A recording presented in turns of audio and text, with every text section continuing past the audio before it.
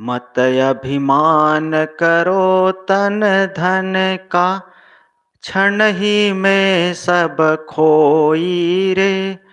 जहि अहंकार भ्रमित मति तुम्हारी, संग न जई है कोई रे। मत अभिमान करो तन धन का, क्षण ही में सब खोई रे। जहि अहंकार भ्रमित मति तुम्हारी, संग न जई है कोई रे। रूप जवानी विद्या वाणी, जाति पाति कुल जोई रे। जामे ऐठा ऐठा घूमे, पल में नासे सोई रे। मत अभिमान करो तन धन का, क्षण में सब ही खोई रे। जहि अहंकार भ्रमित मति तुम्हारी, संग न जई है कोई रे। मात पिता कुल कुटुम सहोदर, नारी पूत मित होई रे। आज तुम्हें मालूम सब हमरे, अंत न कोई रे। मत अभिमान करो तन धन का, क्षण ही में सब खोई रे। जहि अहंकार भ्रमित मति तुम्हारी, संग न जई है कोई रे। खेलत खात हसत दिन बीतत, हाथ भजन से धोई रे। मोह की पट्टी आँख में बांधी, सूझत नाही तोई रे। मत अभिमान करो तन धन का, क्षण में सब ही खोई रे। जहि अहंकार भ्रमित मति तुम्हारी, संग न जई है कोई रे। साधु संग में भूल न बैठो, गृह कारज दिन खोई रे। यही पाप 84 कीरा, भयो रैन दिन जोई रे। मत अभिमान करो तन धन का, क्षण ही में सब खोई रे। जहि अहंकार भ्रमित मति तुम्हारी, संग न जई है कोई रे। सब मरि जाय पे हम नहीं मरबे, यह अभिमान भरोई रे। पल में परलय काल करेगा, यह नहीं जानत लोई रे। स्वप्न समान भोग तन मन धन, राज रियासत ढोई रे। झूठ मूठ में उमर बितायो, भक्ति बीज नहीं बोई रे। कह अभिलाष जागुरे मानुष, संत जगावत तोई रे। तजय अभिमान जगत में लागो, जो निज साथी होई रे। मत अभिमान करो तन धन का, क्षण ही में सब खोई रे। जहि अहंकार भ्रमित मति तुम्हारी, संग न जई है कोई रे। सदगुरु यहाँ पर कहते हैं, मत अभिमान करो तन धन का, क्षण ही में सब खोई रे। मत अभिमान, अभिमान यानी अहंकार, करो तन धन का, तन और धन का अभिमान मत करो। क्यों? क्योंकि क्षण ही में सब खोई रे। क्षण ही में माने थोड़े समय में ही सब खो जाएगा। क्षण समय को बांटते हैं, क्षण, पल, घंटा, सप्ताह, दिन रात, सप्ताह, और वो 15 दिन वाला पखवाड़ा कहते हैं। 15 दिन को एक पखवाड़ा। पखवाड़ा मतलब डर लगता है कहीं दूसरा ना बोला जाए। महीना, साल, ऐसा समय को बांटा गया है। तो यहां पर क्षण आया है, क्षण, पल, मतलब बहुत थोड़े देर के लिए।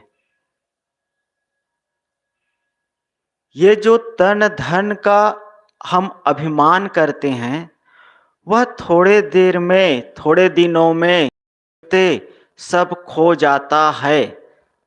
और ये देखते ही हैं संसार में, कोई अमीर गरीब हो जाता है, गरीब अमीर हो जाता है, दोनों होता है।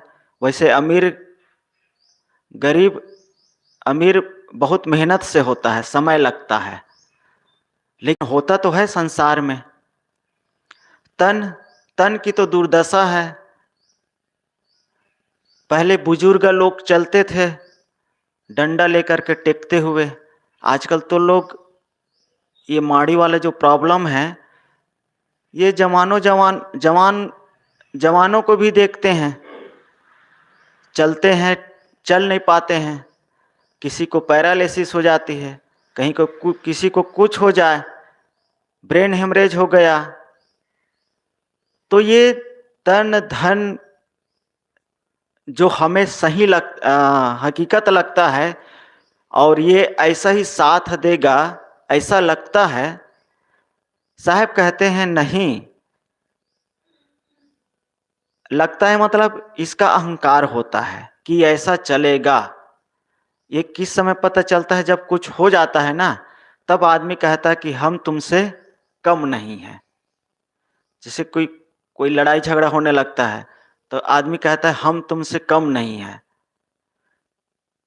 कहीं किसी का अहंकार टकराता है धन का मामला में, तो हम तुमसे क्या पीछे हैं क्या? हम इतना दे सकते, इतना खर्च कर सकते हैं, पीछे हटने वाले नहीं हैं। कोर्ट कचहरी में ये ज्यादा मिलता है। कोर्ट कचहरी में लोग, क्योंकि वहां पर बात की लड़ाई होती ही, कहते हैं बात की लड़ाई। हारना मतलब झुकना पसंद नहीं है, कहने का मतलब है झुकना नहीं चाहते हैं। तो तन का, धन का आदमी अहंकार करता है, अभिमान करता है। अब ये जो तन है, ये धन है, ये देखते देखते सब खो जाता है। तन की गति, कबीर साहब ने कहा है, तन धन से क्या गर्भ सी मन बौरा हो, भस्म किन्ह जाके साज समुझी मन बौरा हो। जिसका तुम तन धन का अहंकार करते हो, वह एक दिन भस्म हो जाएगा, मिट जाएगा, राख हो जाएगा।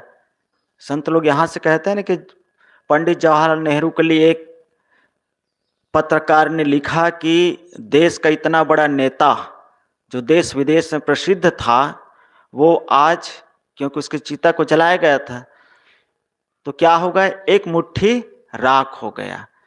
जिस शरीर का हम इतना अभिमान करते हैं, वह एक दिन एक मुट्ठी राख में बदल जाएगा, मिट्टी में दफना दिया जाएगा, जला दिया जाएगा, फेंक दिया जाएगा, गाड़ दिया जाएगा, बहा दिया जाएगा। आजकल तो लोग अपने शरीर को डोनेट कर देते हैं, माने मेडिकल को दे देते हैं, सरकारी मेडिकल को दे देते हैं। तो बच्चे लोग इसको चीरते फाड़ते हैं, देखते हैं कैसे कैसे शरीर की संरचना है, सीखते हैं इसके माध्यम से। हार्ट कहाँ पर है, किस आकार का होता है, किस रंग का होता है, लंग्स कैसे हैं, क्या ऐसा काम करता है, ये सारी चीज़ें। तो आजकल तो ये इसलिए कहा जाता है कि शरीर को डोनेट कर दो, तो कम से कम मरने के बाद तो कुछ काम आता नहीं है, तो कम से कम विद्यार्थी लोग इसको देखेंगे, पढ़ेंगे, सीखेंगे तो ये थोड़ा काम आ जाएगा, नहीं तो ये तो मिट्टी में जाना है। कई लोग जीते जी आँख का भी दान कर देते हैं, तो जिसके पास आँख नहीं है तो उसके में फिट कर देता है। तो कहने का मतलब है कि मत अभिमान करो तन धन का, क्षण ही में सब खोई रे। तन और धन का अभिमान करने लायक नहीं है। बड़े बड़े धनपति लोग रोड में आ जाते हैं। इसीलिए भारतीय परंपरा में लक्ष्मी का चित्र बनाया हुआ है, खड़ी रहती है लक्ष्मी। मतलब उसको खड़ी इसलिए रखी है कि वो स्थायी नहीं है, बैठने वाले में से नहीं है। वो आज यहाँ, कल यहाँ, कल यहाँ, ऐसे जो है। देखो पैसा आता है तो कितने दिन टिकता है, कहीं न कहीं सब खर्च हो जाता है। कुछ उपयोग भी होता है, कुछ जरूरत नहीं रहता तो भी खरीद लेते हैं शौक में आदमी। मतलब पैसा रुकने वाला नहीं है, ये संकेत है। तन भी वैसे स्थायी नहीं है, तो जो स्थायी नहीं है उसका क्या अहंकार करना। क्षण ही में सब खोई रे, क्षण ही में सब खो जाना है, मिट जाना है। जही अहंकार भ्रमित मति तुम्हारी, मति यानी बुद्धि, भ्रमित माने भटक जाना। जही अहंकार, इसी तन धन का अहंकार करके जो हमारी बुद्धि है वह भ्रमित हो गई है। संग न जई है कोई रे, और जिसके कारण से हमारे बुद्धि भ्रमित हो गई है वो कोई साथ में नहीं जाता है, सब यहीं छूट जाता है। लेकिन अहंकार होता है, अहंकार करते हैं। तन धन प्राणी पदार्थ जिसका भी अहंकार करते हैं, ऐसे में हमारी बुद्धि जो काम करना चाहिए उधर न लग करके इसी में हमारी बुद्धि जो है भ्रमित हो जाती, भटक जाती है। अहंकार जब आता है आदमी के पास, छूटने वाली चीज का अहंकार कर रहे हैं, पहली बात तो यही गलत हो जाता है। जो छूटने वाली चीज है उसका अहंकार करते हैं। अहंकार में बुद्धि भ्रमित हो गई है, मतलब जब आदमी को अहंकार होता है तो उसका विवेक कमजोर हो जाता है, विवेक सही काम नहीं करता है। दूसरी बात, जब अहंकार होता है आदमी को किसी चीज का, तो वो किसी का सलाह नहीं मानता है, किसी का सुनता नहीं है। उसको लगता है कि जो मैं कर रहा हूं वही सही है। और अहंकार झुकने नहीं देता है, तो वो सोचता है कि मुझसे बड़ा कौन है, मैं सबसे बड़ा हूं, सभी तरीका से बड़ा हूं। ये अहंकार जब आते हैं तो आदमी इससे लाचार हो जाते, कमजोर हो। लेकिन ये भी समझ पाना बड़ा मुश्किल है, जब तक अहंकार रहता है तब तक समझ में भी नहीं आती है बातें। हमको लगता है कि हम सही कर रहे हैं, क्योंकि बुद्धि भ्रमित हो जाती है। कोई समझाएगा, बात समझ में नहीं आती है, पतन हो जाता है, तब बात समझ में आती है, और तब समय नहीं रहता है। अब हम लोगों भी कई चीज कहीं गलती होती है तो कुछ समझाते हैं, समझ में थोड़ी आती है, नहीं आती है। अरे चल तू, आप ही कहते वही हो, आप ही कहते वही सही है क्या, जो हम सोच रहे हैं वो सही नहीं है क्या। ये मन में बातें आती है, यानी बुद्धि भ्रमित हो जाती है। और समझाओ, लाख समझाओ। अब बड़े बड़े लोगों को उदाहरण दिया जाता है, छोटे लोगों को उदाहरण में तो जल्दी आंखें खुलती नहीं है, तो बड़े बड़े लोगों का उदाहरण दिया जाता है, और उनका पतन हुआ भी है इसलिए उदाहरण दिया जाता है। जिससे रावण को उदाहरण देते हैं। रावण बलवान था, गुणवान था, रूपवान था, सब कुछ था, लेकिन बुद्धि भ्रमित हो गई, दूसरे के पत्नी को चुरा करके ले गया। अब ले गया, चलो जैसा भी हो, ले गए। अब कोई समझा रहे, सही रास्ता बता रहा है, तो क्या मानता है, क्या नहीं मानता है। मने कोई अच्छा सलाह देते हैं तो भी नहीं मानते हैं, और जो समझदार होते हैं वो वो जल्दी बातों को मान जाते हैं, वो लड़ाई झगड़ा में वो नहीं पड़ता है। जैसे राम जी को कहा उनके माता पिता ने कि भैया तुम जो गद्दी है वो भरत भरत को दे दो। मतलब राम से तो नहीं कहा कि भरत को दे दो, लेकिन उनको कहा गया कि जो इस गद्दी के अधिकारी है वो भरत है और आपको 14 वर्ष का वनवास है। उसने तर्क नहीं किया, चुपचाप चला गया। मने उसने उनके माता पिता ने कहा कि तुम 14 वर्ष के लिए वनवास चले जाओ, उसने स्वीकार कर लिया, बात माना, उसने हानि लाभ नहीं तौला और वो वन को चले गए। और संत लोग कहते हैं कि वो वन को गए तो बन गए, वन को गए तो बन गए। और अगर वन को नहीं जाते तो मैं तो ये मानता हूं तो भी वो बन जाते, ऐसा लगता है, क्योंकि समझदारी तो थी उनके पास। वो राज्य भी करते तो मुझे लगता है जनता उनके अपने नगर वासियों का, अयोध्या के नगर वासियों का बढ़िया सेवा करते, ऐसा लगता है। तो भी वो आदमी प्रसिद्ध हो जाता। लेकिन संत लोग कहते हैं कि राम बन गए, ये संतों से सुना हुआ ही शब्द है, राम बन गए तो बन गए, और राम बन नहीं जाते तो कोई उसके रामत्व को नहीं जानता, ऐसे गुरुदेव जी कहा करते हैं। तो समझदार तो जहां भी होगा भाई, दीपक तो जहां भी होगा रोशनी ही करेगा ना।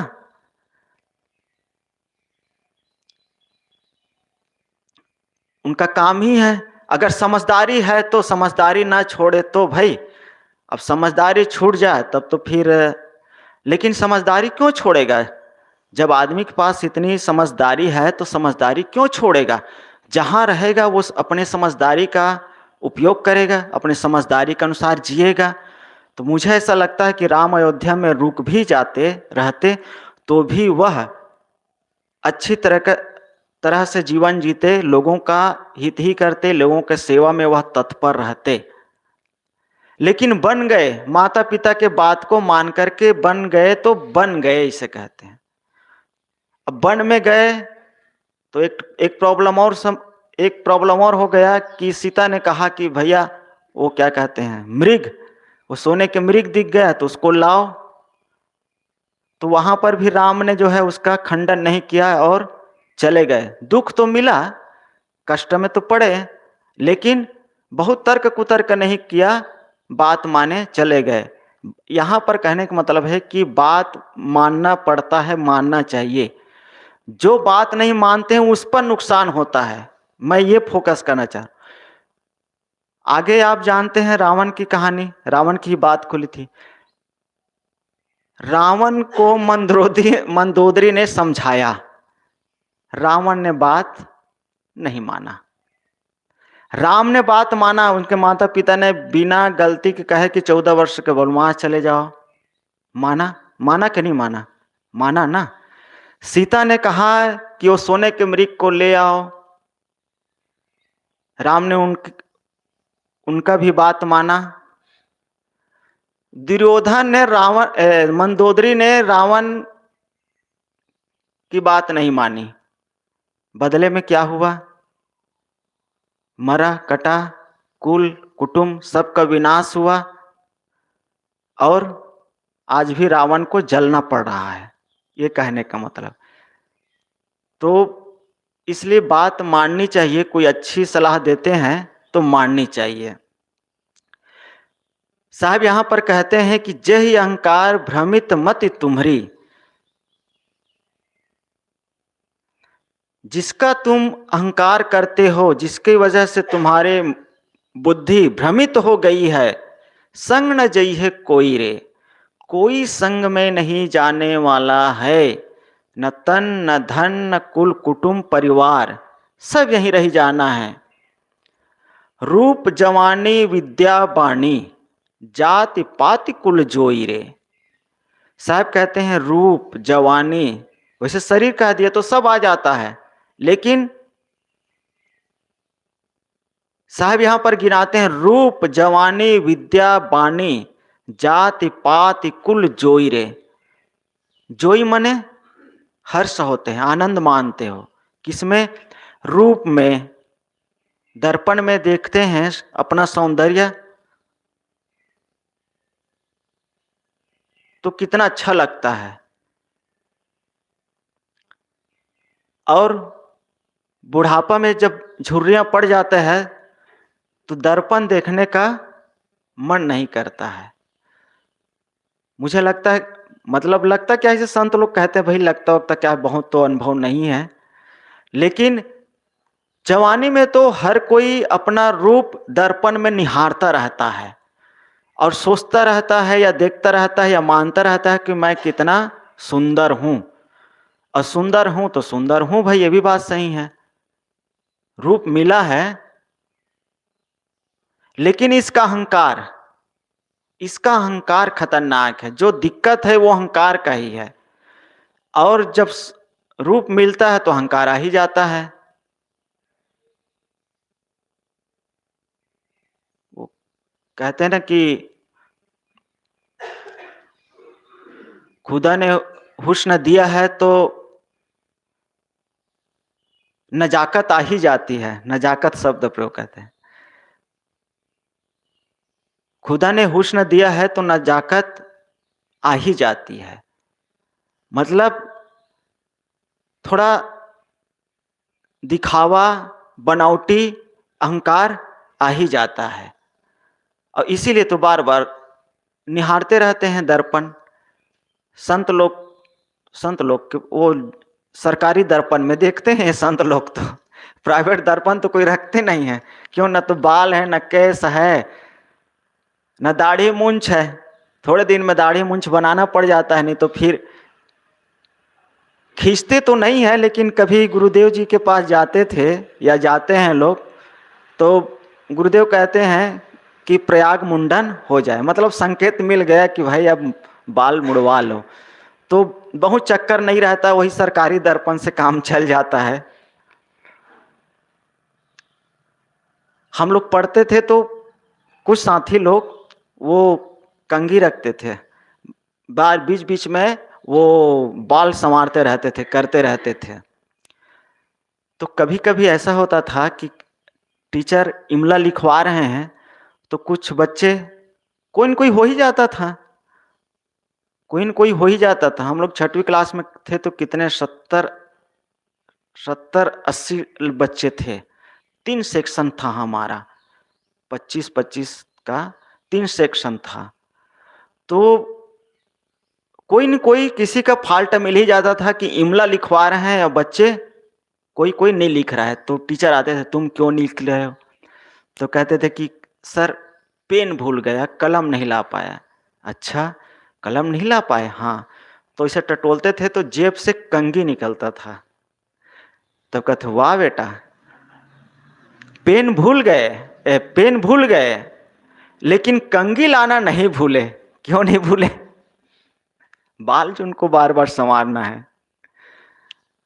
तो रूप को जितना दर्पण में निहारेंगे उतने ही जब झुर्रियां आएगी तो देखने का मन नहीं करेगा।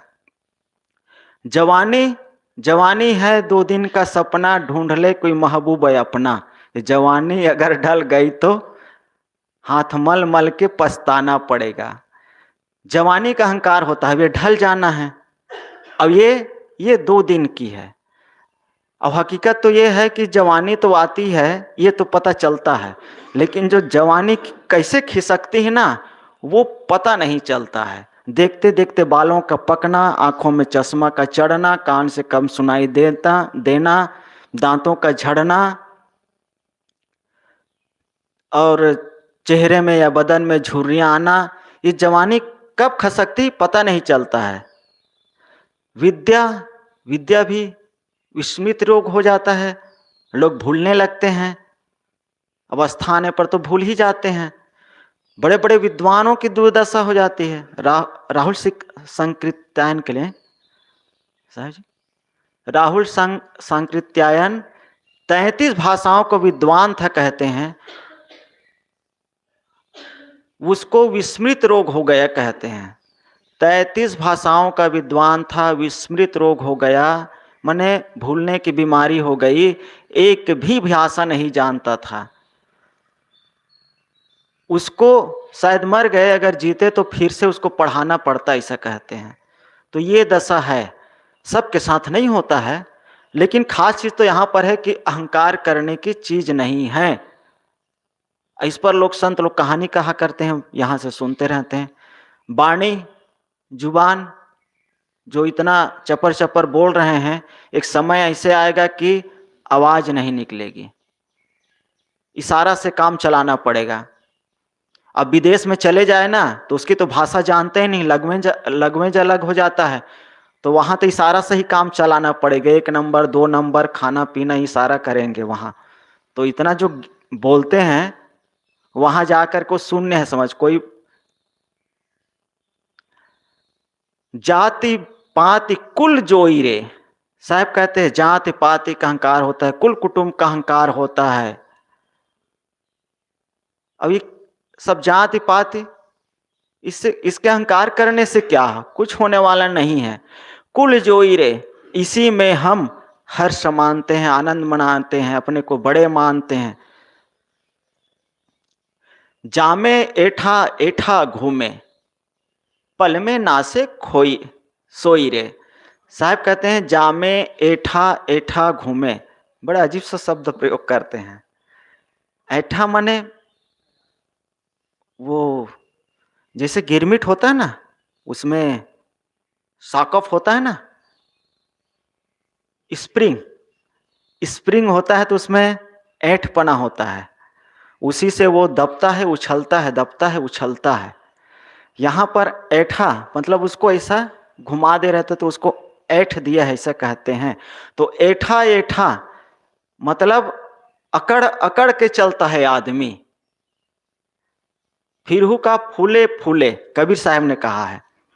फूले फूले मतलब ये तो बात थोड़ी स्पष्ट होती है कि आदमी जो है फूले फूले चल रहा है, मतलब वहां पर भी अहंकार करके चल रहा है। जैसे गुब्बारा होता है ना, उसमें हवा भर दो तो गुब्बारा जो इतना सा था, चुटकी भर था, और उसमें हवा जब भर दिया जाता है तो वेलुम खिल जाता है, बड़ा हो जाता है, फूल जाता है। चुटकी भर का था, अब वो एक हाथ में नहीं समाता है, फूल गया। फिरहू का फूले फूले, साहब कहते हैं क्या अहंकार करके चलते हो, वैसे फूले फूले क्या चलते हो। वही शब्द है यहाँ पर ऐठा ऐठा चलना, मतलब अहंकार करके चलना, अकड़ करके चलना। किन चीजों का हम अहंकार करके चलते हैं, अकड़ करके चलते हैं? यही रूप, जवानी, विद्या, वाणी, कुल, कुटुंब। अब ये सब खो जाना है। पल में नासे सोई रे, और ये ऐसा नहीं कि समय बताता है कि ये तुम्हारा 25 साल बाद छूटेगा, 50 साल बाद छूटेगा, 100 साल बाद छूटेगा, ऐसा नहीं। पल में नासे सोई रे, पल में, ये जो पलक पलक पलक झपकते हैं ना, उसी को पल मानते हैं का, एक पल, पल भर के लिए, मतलब बहुत थोड़े समय के लिए है ये सब पलक झपकते खो जाना है। मात पिता कुल कुटुंब सहोदर, साहब और गिनाते हैं, माता पिता कुल कुटुंब सहोदर, सहोदर माने भाई।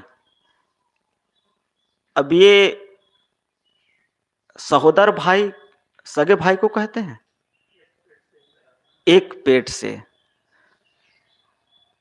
तो वो राम जी जो रामायण में रोते हैं कि सहोदर भाई बार बार नहीं मिलते हैं, तो लक्ष्मण के लिए तो रो रहे थे, वहां पर नहीं आए ना। मुझे वैसे ही लग रहा, कृपा संत साहब कहते हैं, वो दोहा चौपाइत याद नहीं है। एक ही गर्भ से या एक ही पेट से पैदा हुआ, सह मने साथ, उदर मने पेट या गर्भ, मने सगा भाई। माता पिता कुल कुटुंब सहोदर, नारी पूत मित होई रे। माता हो, पिता हो, कुल हो, कुटुंब हो, सहोदर हो, माने भाई हो, नारी हो, पुत हो, चाहे मित्र हो, आज तुम्हें मालूम सब हमरे। साहब कहते हैं कि आज तुम्हें लगता है कि ये सब हमारे हैं, हमरे हैं। अब है तो, वर्तमान तुम्हें तो है ही भाई, और कौन है? जो हम इतना मेहनत करते हैं तो किसके लिए करते हैं? माता पिता, भाई, बंधु, मित्र, पुत्र, नारी, पति, इसी के लिए तो सब इतना दिन रात भागते हैं, दौड़ते हैं, मेहनत करते हैं। प्रेम करते हैं तो किससे करते हैं? इन्हीं लोगों से तो करते हैं। लेकिन साहब कहते हैं ये लगता तो है आज हमारे हैं, हमारे हैं, और हकीकत तो है कि जीवन रहते रहते ही हमारे नहीं होते हैं। जिनको हम हमारे कहते हैं, अपने कहते हैं, वही जीते जी अलग हो जाता है। देखते हैं बेटा बेटा बहुत निकट होता है, बेटा के लिए बहुत सपना संजोए रहते हैं, सब लोग सपना संजोए रहते हैं, और बेटा ही सहयोग करता है, सेवा भी करता है। लेकिन आप देखते हैं संसार को, बेटा के लिए हम इतना आशा भरोसा किए रहते हैं, पूरा जीवन खपा देते हैं, और बेटा एक दिन पड़ोसी बन जाता है। यार बड़े गजब की बात है। जैसे पड़ोसी होते हैं ना, पड़ोसी कौन होते हैं? अन्य लोग होते हैं पड़ोसी। और देखते देखते बेटा पड़ोसी हो जाता है। माँ बाप मतलब बांट लेते हैं। माँ बाप को कहते हैं कि ये आपके ये दरवाजा है, आपके इधर कमरा है, हमारा अपना अलग दरवाजा खोल लेंगे, वो उनका अलग हो गया। मतलब एक घर दो टुकड़ा में हो गया। एक बेटे का घर हो गया, एक बाप का घर हो गया। अब बाप के लिए बेटा अब क्या हो गया? पड़ोसी बन गया। पड़ोसी अन्य होता है, अपने ही दूसरे हो जाते हैं, पराये हो जाते हैं। ये स्थिति आती है। अब बेटी तो अभी तक तो उसको तो जमाई ले जाता है, दामाद का हो जाता है। बेटा अपना था, पड़ोसी बन गया। बेटी अपनी थी, वो जमाई ले गया।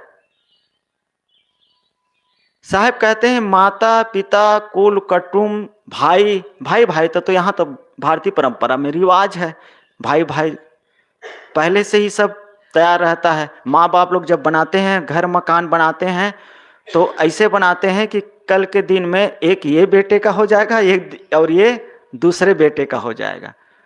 पहले से ही मानसिकता है। अब ये करना पड़ता है, नहीं करेंगे तो बेटा जीते जी माँ बाप से लड़ना झगड़ना शुरू कर देंगे, हमारे लिए तुम क्या किए।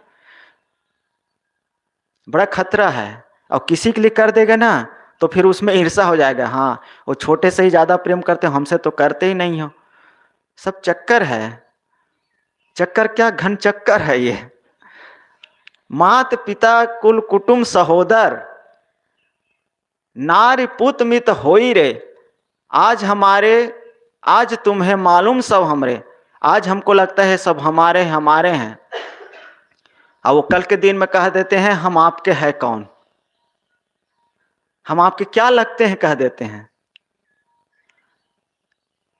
अंत न कोई कोई रे। साहब कहते हैं अंत न कोई रे, माने अंत में कोई कोई का नहीं होता है, कोई किसी का नहीं होता है।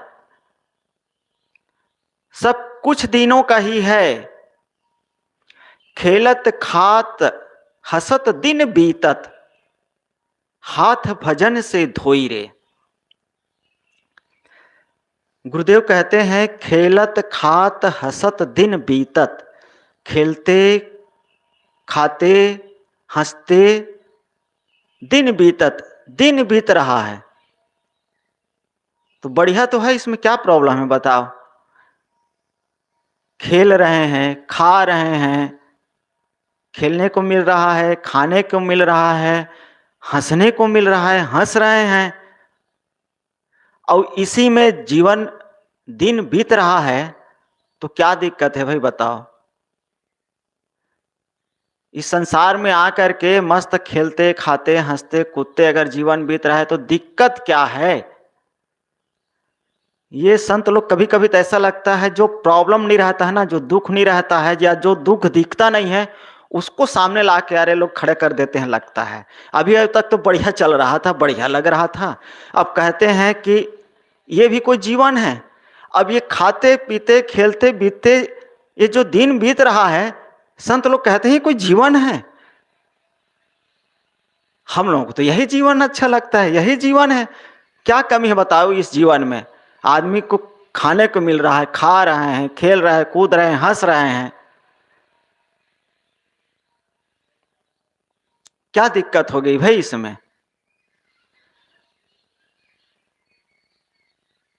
हाथ भजन से धोई रे, ये प्रॉब्लम बता रहे हैं कि ये जो जीवन है इसको खाते खेलते कूदते हंसते मनोरंजन में ही बिताने का नहीं है। क्या करने का है? हाथ भजन से धोई रे, भजन भी करना है। अब क्यों भजन करना है? खाते पीते बढ़िया जीवन बीत जाता तो क्या हो जाता?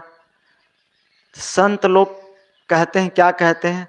मानुष जन्म दुर्लभ है, मनुष्य जन्म दुर्लभ है, ये बार बार मिलने वाला नहीं है।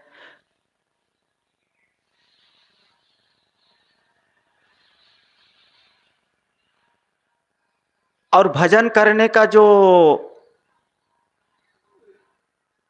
मतलब क्या कहना जी साधन है, मतलब मानवता प्राणी में तो भजन नहीं हो सकता है, भक्ति तो नहीं हो सकती, ज्ञान नहीं हो सकता है। क्यों? क्योंकि उसको भोग भूमिका मानते हैं। प्रकृति ने जैसा उसको बना दिया है वो वैसा ही उतने ही है, उससे और बहुत आगे नहीं जा सकता है। थोड़ा तोता होता है, बंदर वंदर है, थोड़ा सा उसको बोलने चालने का, नाचने कूदने का थोड़ा सा उसको सिखा देते हैं। मतलब बंदर वंदर, बंदर नाचता है ना भाई, कटोरा लेके भीख मांगता है, बड़ा एक्टिंग करता है। वृंदावन के बंदर तो बहुत नकलची होता है कहते हैं। अभी वृंदावन में लोग जाते हैं होली मनाने के लिए, वहाँ की होली देखने लायक होती है तो लोग जाते हैं। लेकिन वहाँ इतने बंदर हैं, वहाँ के बंदर बहुत खतरनाक, बहुत नकलची नकलची होता है कहते हैं। आदमी ऐसा देखेगा तो वो दूसरे तरफ देखने लगेगा, और जैसे ही आपका उधर से ध्यान हटेगा तो फिर आपको देखने लगेगा, फिर आप देखोगे तो फिर इधर उधर खुजलाएगा और दूसरे तरफ ऐसा आपकी उपेक्षा कर देगा। तो आदमी को लगता है, उधर से स्वस्थ हो जाता है कि ये बंदर तो मेरे तरफ ध्यान नहीं दे रहा है, ऐसा करके थोड़ा सा असावधान हो जाता है। उसी बीच में बंदर कहते हैं आदमी का चश्मा ले जाता है, झोला ले जाता है, वो मोबाइल ले जाता है। अब वो बंदर इतना चालाक, इतना होशियार है, कहते अब उसको कुछ दो, केला दो, चना दो, फल दो, तब कहते हैं उसको छोड़ेगा। तो वहां रहने वाला कहते हैं, बताते हैं, कहते हैं भाई हम तो गए नहीं हैं, अब हम काहे जाएंगे, जिसको जाना है वो लोग जाए, जाना चाहिए, समय संजोग पड़ेगा तो जाएंगे भी। लेकिन बंदर वहां के बहुत नकलची और बहुत होशियार, तो थोड़ा सीख लेता है। कहने का मतलब कुछ जानवर है जिसको थोड़ा सिखाया जाता है तो सीख जाता है। बाकी कहने का मतलब है कि ये खेलते खाते हंसते ये जीवन जो बीत रहा है, ये जीवन इसी के लिए नहीं मिला है, इतने भर का नहीं है। बार बार पाइए न मानुष जन्म की मौज, ये जो मनुष्य शरीर मिला है ये बड़ा दुर्लभ बताया गया है। और कहीं इसको इससे चूके तो फिर अन्य मानवेतर खानी में जाना पड़ेगा, जहां भक्ति भावना या ज्ञान सत्संग वैराग नहीं हो सकता है। इसलिए साहब यहां पर कहते हैं हाथ भजन से धोई रे। हाथ तो भजन से, भक्ति से, ज्ञान से, वैराग से खाली है, और कहीं ये चूक गए तो फिर हमेशा के लिए चूक जाना पड़ेगा। मोह के पट्टी आंख में बांधी, सूझत नाही तोई रे। साहब कहते हैं मोह की पट्टी आंख में बांधी। महाभारत का दृश्य याद आता है, गंधारी अपने हाथों से ही पट्टी बांध ली थी। और दुर्योधन के पिताजी धृतराष्ट्र, धृतराष्ट्र तो जन्मांध था, जन्म से अंधा था, तो उसको तो नहीं दिखता था। लेकिन गंधारी ने भी, मेरा पति ही जब संसार को नहीं देखता है तो मैं संसार को देख करके क्या करूंगी, ऐसा करके जो पति नहीं देख रहे हैं, उसका आनंद नहीं ले रहे हैं, तो मैं भी क्या देखूं। मैंने पति के सुख मेरा सुख, पति का दुख मेरा दुख समझ करके वो भी बांध लेती है। तो जो भी हो उसकी भक्ति भावना। तो मोह की पट्टी, धृतराष्ट्र तो जन्मांध था, जन्म से ही अंधा था, लेकिन उससे भी खतरनाक जो उसके पट्टी बंधी थी वो थी मोह की पट्टी। वो पुत्र मोह में इतने अंधा था कि उसको कुछ सूझता नहीं था। और अगर हम लोग भी ऐसे ही हमारे आंखों में मोह की पट्टी बांधी है तो हमारी भी दशा वैसी ही है। मोह, कबीर साहब ने इस पर मोह पर बहुत कहते हैं। माया मरी न मन मरा, मरी मरी गई शरीर, आशा तृष्णा ना मरी, कह गए दास कबीर। मन तो क्या कहते, शरीर मरता है लेकिन मन नहीं मरता है। और मन नहीं मरने का मतलब इच्छा तृष्णा, संसार की आशा, विषयों की आसक्ति, ये मन से नहीं जाती है। अब इसी में हमको कुछ सूझता नहीं है। साधु संग में भूल न बैठो, इसी कारण से आदमी साधु संग में भूल न बैठियो, गृह कारज दिन खोई रे।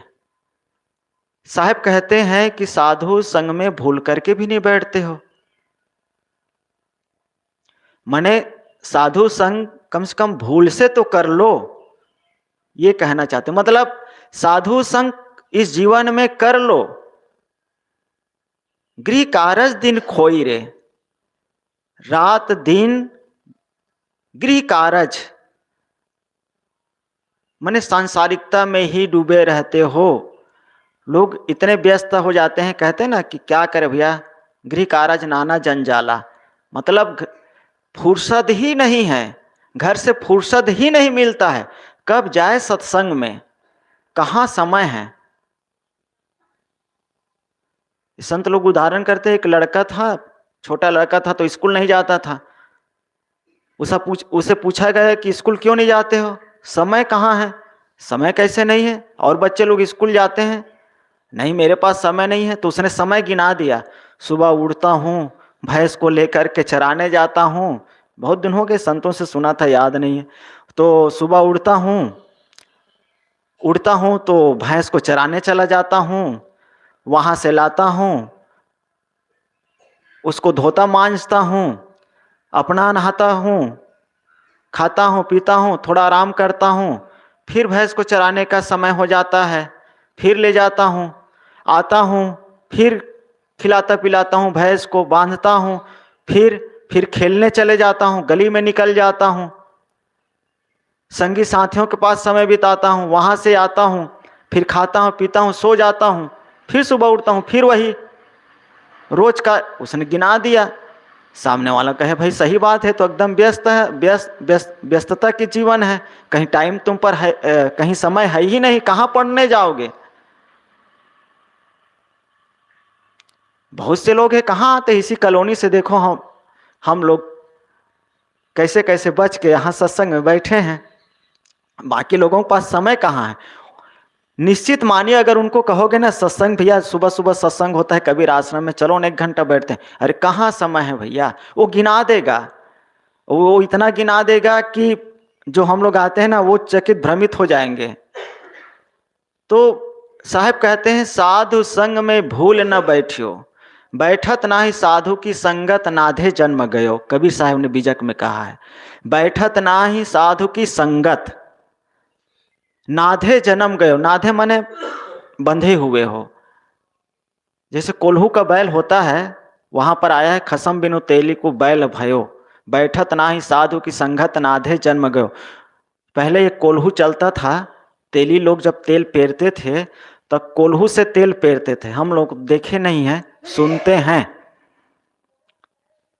लेकिन सुन करके समझते हैं, जानते हैं, मतलब कुल मिला करके। तो उसमें कोल्हू को नांद देते हैं, जोत देते हैं, और वो उसी में फेरा लगाते रहते हैं, उससे वो बाहर नहीं जाता है, उसी में घूमता रहता है। आंखों में वो कहते हैं टोपा बांध देते हैं, ऊपर से कहते हैं। तो बैल को चलता है, बैल को लगता है कि यार सुबह से शाम तक चल रहा हूँ, लगता है कि बहुत दूर पहुंच गया हूँ। जब उसको खोलता है पट्टी तो वही के वही वही कोल्हू के पास, वही अपने घर में ही है। आदमी की जो गति है वो वैसे ही है, गृह कार्य में दिन रात इसी में लगा रहता है, गृहस्थी काम में ही लगा रहता है। गृहस्थी काम का मतलब नहीं है कि केवल गृहस्थियों को कह रहे हैं, ऐसी बात नहीं है। आश्रम में भी सब ये जो काम करते हैं, खाना पीना, झाड़ू पोछा, मकान बनाना बनाना, देखो इतना सब बनाए हैं, कैसे है सब सब गृहस्थी काम तो है, लेकिन ये बनाना पड़ता है, रहने के लिए तो बनाना पड़ेगा भाई, शरीर है तो। लेकिन रात दिन इसी में लगा रहा है। गुरुदेव जी यहाँ से बार बार कहते थे कि आदमी दिन रात बाहरी कामों में ही, सेवा में कहते थे, सेवा तो करना चाहिए, लेकिन दिन रात सेवा में ही लगा रहे तो भी ये ठीक नहीं है। समय निकालना चाहिए साधना के लिए, ध्यान के लिए, सत्संग के लिए, भक्ति के लिए, ज्ञान के लिए, वैराग के लिए समय निकालना चाहिए। जीवन में बैलेंस होना चाहिए। जीवन में अनबैलेंस होगा तो फिर वही दिक्कत होती है, वही दुख का कारण बनता है।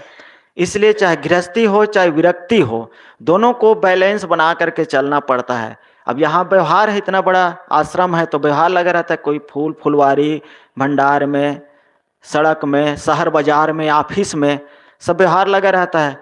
और उस समय कोई आदमी कहे कि नहीं मुझे पढ़ना है, मुझे ध्यान करना है, अरे भाई ध्यान करने का जब समय था तब तो नहीं किए।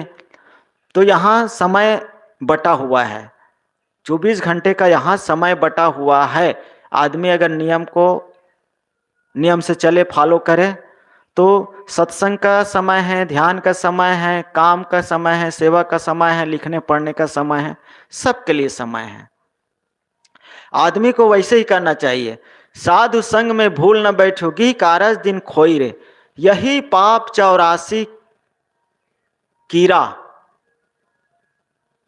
भयो रैन दिन रोई रे, यही पाप 84 कीरा। अब यहाँ पर साहब कहना चाहते हैं कि साधु संग नहीं करते हो और दिन रात संसार में ही लगे हुए हो तो इसमें पाप तो नहीं हो रहा है। लेकिन यहाँ पर साहब कहते हैं यही पाप, भाई कोई काम कर रहा है, अपने घर गृहस्थी का काम कर रहा है, अपने जीवन में व्यस्त है, तो क्या दिक्कत है। अब यहाँ से पाप कैसे हो गया, मतलब बाहरी पाप नहीं करता है तो पाप यहाँ पर क्या हो गया।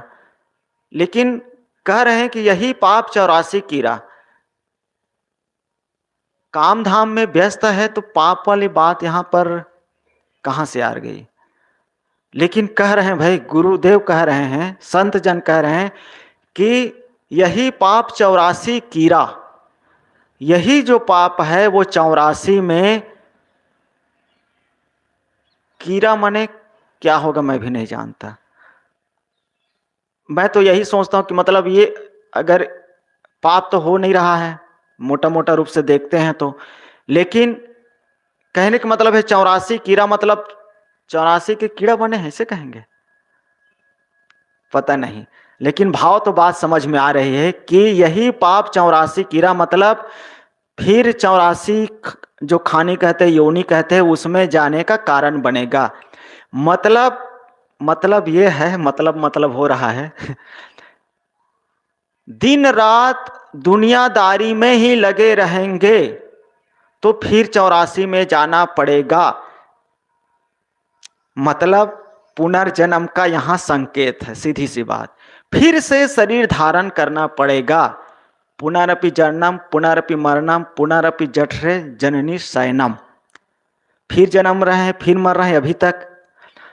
तो अगर फिर दुनियादारी में लगे रहेंगे तो जहां जिन चीजों में लगे रहेंगे वही तो मन में रहेगी, उसी की आसक्ति रहेगी ना, तो फिर जन्म लेना पड़ेगा। मतलब फिर मां के गर्भ में जाना पड़ेगा।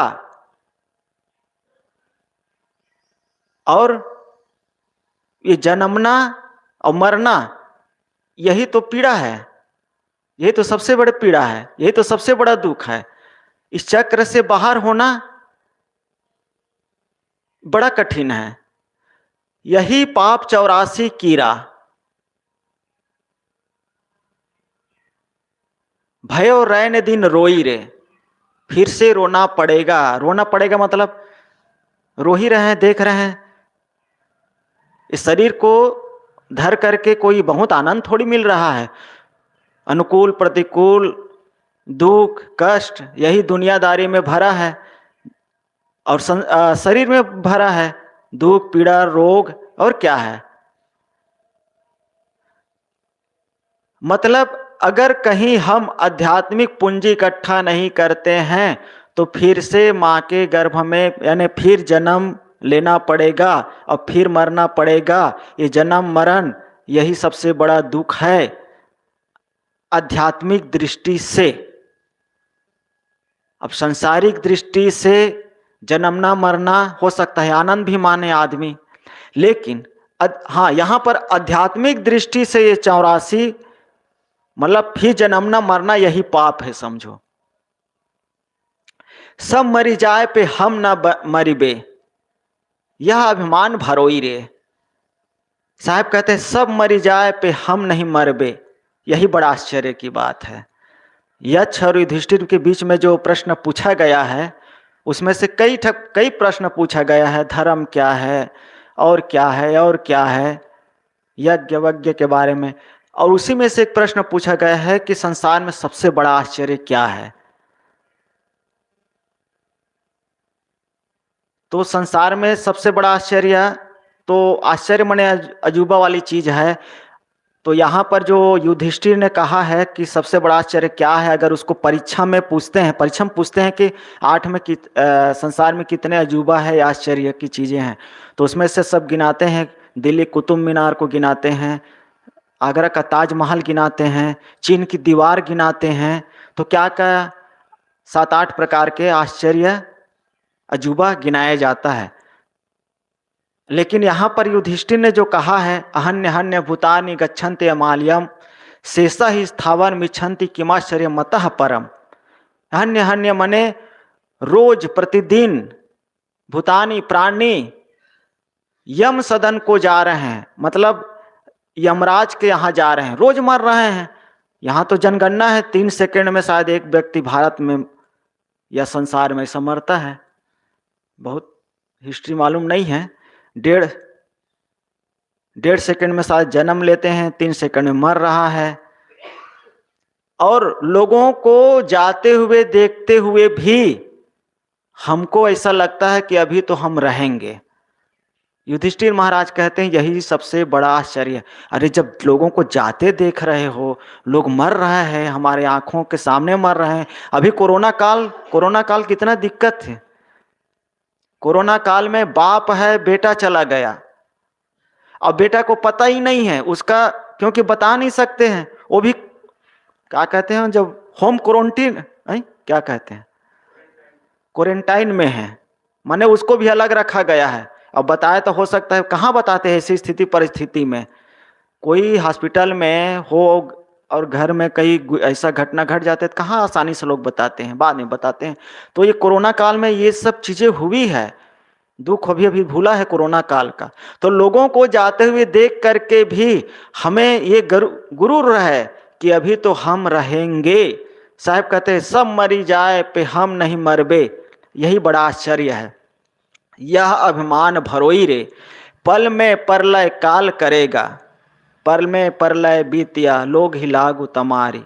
यह काल गहे हैं केस, न जाने कब मारी हैं क्या घर क्या परदेश। काल तो हमारे चोटी को पकड़ रखा है और न जाने कब कहाँ हमारे जीवन लीला का समाप्त हो जाए। स्वप्न समान भोगतन मन धन, राज रियासत ढोई रे। ये राज रियासत इसको जो ढो रहे हैं, बटोर रहे हैं, अधिकार जता रहे हैं, ये सब स्वप्न के समान है। तन मन धन भोग इस सब स्वप्न के समान।